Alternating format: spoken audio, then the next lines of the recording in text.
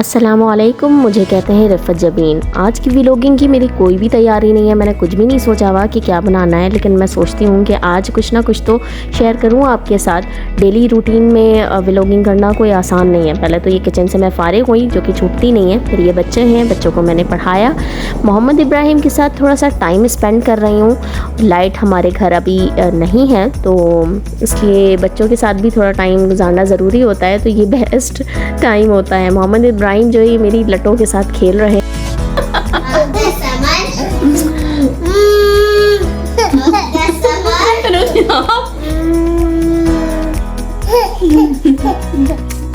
बब्बा बस। तो जनाब लाइट आ चुकी है और मेरे नन्हे मुन्ने दोनों मसरूफ़ हैं अपनी शरारतों में, और ये शरारत किस तरह की है ये भी मुलाहिज़ा फरमाएं आप।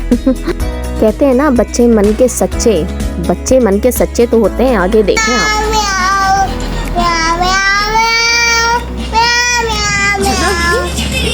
चीज़ों को तोड़ने में बिल्कुल भी वक्त नहीं लगाते हैं, तो इस वजह से मैंने इनके पहुंच से दूर रखा है ताकि ये ऐसे ही देख सकें, वरना तो ये तोड़ देंगे। चलें जी, अब ये है कि इन तमाम मामलात के बाद जो है मुझे नमाज़ भी पढ़नी है, तो नमाज़ पढ़ लेते हैं। और अल्लाह का शुक्र है कि मेरे घर में बहुत सुकून है। अल्लाह नज़र बद से बचाए, आमीन सुम्मा आमीन। तो नमाज का वक्त हुआ जाता है और मैं रेडी हो चुकी हूँ नमाज के लिए। नमाज में मैंने ख़ुद के लिए पहले अल्लाह से माफ़ी मांगी, और उसके बाद अपने दुश्मनों के लिए हिदायत की दुआ मांगी, और उसके बाद सबसे पहले फ़लस्तीन के लिए मैंने दुआ की। फिर कुछ वक्त मैंने अपने हस्बैंड के साथ गुजारा, जो कि मेरा वक्त गुजरता नहीं जब तक मैं बिलाल से लड़ाई ना कर लूँ या बहस ना कर लूँ, या जब तक लेक्चर ना दे दूँ, क्योंकि मैं बहुत बड़ी लेक्चरार हूँ अपने हस्बैंड के लिए। और जब तक मैं लेक्चर नहीं देती मेरा दिन का वक्त पूरा ही नहीं होता, और मेरे हस्बैंड का भी, कि भाई आज तुम खामोश क्यों हो, कुछ बोलती क्यों नहीं। और जब मैं बोलती हूँ तो मैं चुप नहीं होती और बिल्कुल बोलती जाती हूँ। उसके बाद फिर मैं निकलती हूँ भाई रेडी होके आईब्रो बनवाने के लिए, क्योंकि कल मुझे जाना है दावत में।